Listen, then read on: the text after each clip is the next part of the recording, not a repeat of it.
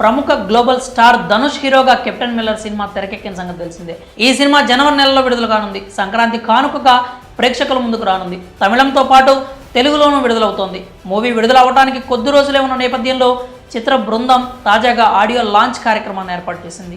చెన్నైలోని నెహ్రూ స్టేడియంలో ఈ కార్యక్రమం జరిగింది. ధనుష్ అభిమానులు పెద్ద ఎత్తున ఈ కార్యక్రమానికి హాజరయ్యారు.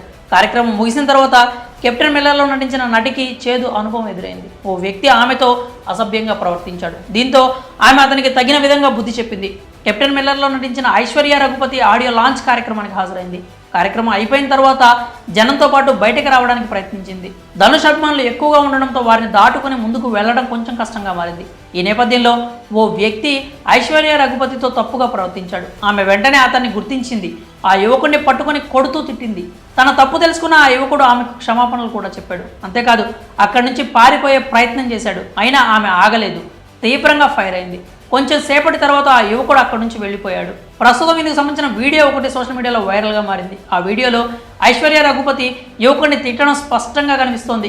ఇక ఈ వీడియోపై స్పందిస్తున్న నెటిజన్లు ఈ మధ్యకాలంలో ఇలాంటి వాళ్ళు బాగా ఎక్కువయ్యారు. వీళ్ళను ఊరికే వదిలేయకూడదు. ఐశ్వర్య రఘుపతి మంచి పని చేశారు, ఇంకా 4 తగిలించాల్సింది.